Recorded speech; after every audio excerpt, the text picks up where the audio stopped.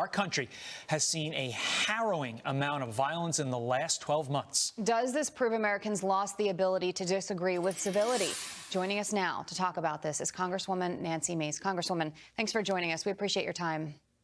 Yeah, good morning. It's been a tough week and a very sad week for our country, and I'm just simply heartbroken this morning. Yeah, I mean, I know you are, everybody is, and you look at the pictures and you look at the video and everything we've experienced this last year. You know, it's not really fair for anyone to be picking and choosing who we call out, who we don't. Shouldn't everyone be called out and condemned for violence?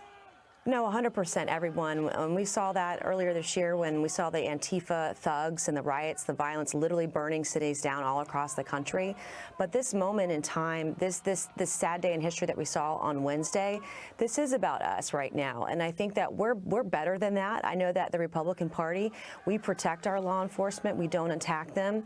I was deeply saddened to hear last night there was a fifth fatality who was a member of the Capitol Hill police force last night. We learned about that late last night. We do have to take responsibility for our words and our actions, and our words, that the rhetoric that we've been hearing leading up to the January 6th vote, which was largely ceremonial for the Electoral College. This was the outcome. I was so concerned on Sunday after swearing in. I was going to have my children stay in D.C. all week with me because they're doing virtual school because of COVID-19. And I decided to put them on the first flight out Monday morning because I was worried about what might happen, what the outcome might be on Wednesday during the rally. And unfortunately, my worst fears came true. And as a mom, it's a very tough to see that and to watch that and have to explain that to my children. That is very telling. Congresswoman, how did we get here as a society? This isn't the world I grew up in. It's not. We're so divided and polarizing, and I know that as Republicans, we immediately want to rush to the left and blame the far left, but we've seen it in the far right fringes of our own party as well. I mean, just recently, someone threatened to shoot me on social media, a Republican. This isn't okay. The way that we talk to each other, the way that we communicate, it has meaning, and people will sometimes take our words and our language literally, and we saw that. In fact, in the middle of the night when we were debating the Electoral College objections, I had to walk by the same location, the same spot, the crime scene where that young woman was shot and killed right outside the door of the chamber where we go and do our work for the people of this country.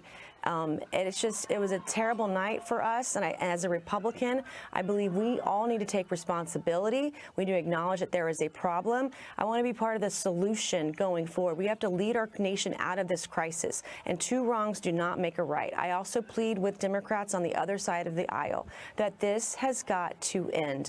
We need to have a conversation, an open conversation, listen to one another, and come up with real, genuine solutions. No more charades, no more violence.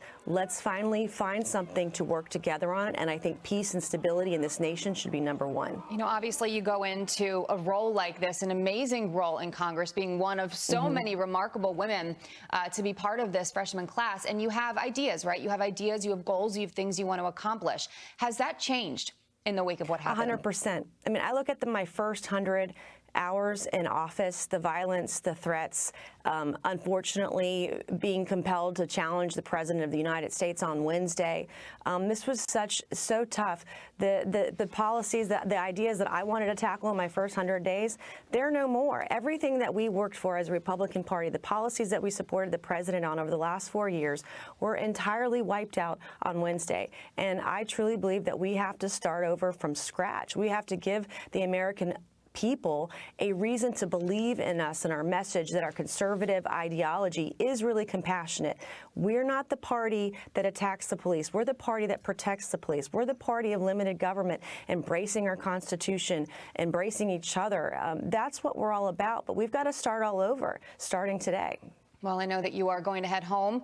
You are going to have that conversation with your kids. You said in the commercial break to us that, you know, you don't want them to be scared every time you have to go to work.